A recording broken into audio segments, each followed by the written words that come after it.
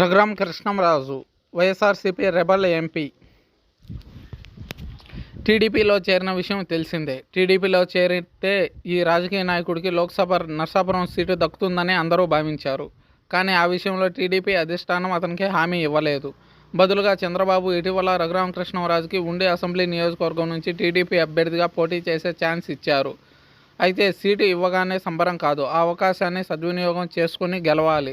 అయితే రఘురామకృష్ణంరాజు ఓటుకు 5,000 అయినా ఇచ్చి ఉండి నియోజకవర్గంలో విజయం సాధిస్తానని ధీమా వ్యక్తం చేస్తున్నారు. ఇక్కడ గెలుపొంది అసెంబ్లీ స్పీకర్ అయ్యి జగన్ను ఎండగడతానని ప్రచారం చేస్తున్నారు. అయితే ఉండి నియోజకవర్గం టికెట్ను ఇతరులు కూడా ఆశించారు.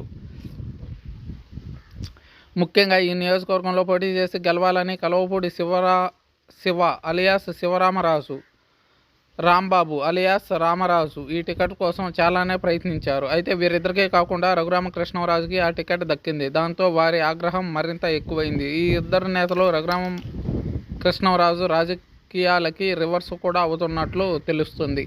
ఆ నియోజకవర్గంలో గెలవాలంటే వీరిద్దరిని రఘురామకృష్ణంరాజు మంచిగా చేసుకోవాల్సి ఉంటుందని, ఇందుకోసం వారికి ఎంతో కొంత అమౌంట్ ఇచ్చి తమ వైపు తిప్పుకోవాల్సి వస్తుందని, లేదంటే చంద్రబాబు అయినా వారిద్దరిని బుజ్జగించి రఘురామకృష్ణంరాజుకు సపోర్ట్ చేయమని అడగాల్సి ఉంటుందని చెప్పుకొస్తున్నారు రాజకీయ విశ్లేషకులు. ప్రతిపక్షాలని ఎదుర్కొని పోరాడి గెలవచ్చు, కానీ స్వపక్షంలోనే ప్రతిపక్షం ఉంటే గెలవడం అసాధ్యం అంటున్నారు రాజకీయ విశ్లేషకులు. ఏది ఏమైనా టీడీపీ గెలిస్తే ఈ వైసీపీ రెబల్ ఎంపీకి ప్లస్ అవుతుంది. లేకపోతే అతడి రాజకీయ భవిష్యత్తుకు ఎండ్ కార్డు పడడం ఖాయం.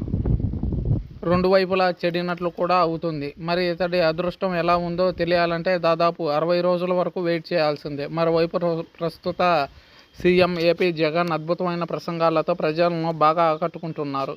ఆయనకు రాష్ట్రంలో ఏ మూలకు వెళ్ళినా విపరీతమైన ఆదరణ, స్పందన లభిస్తుంది. మరోవైపు పవన్ కళ్యాణ్ ఈ ప్రచార కార్యక్రమాల్లో చురుగ్గా కొనసాగలేకపోతున్నారు. చూడాలి వీరి రాజకీయ భవిష్యత్ ఎటువైపు వెళ్తుంది అనేది.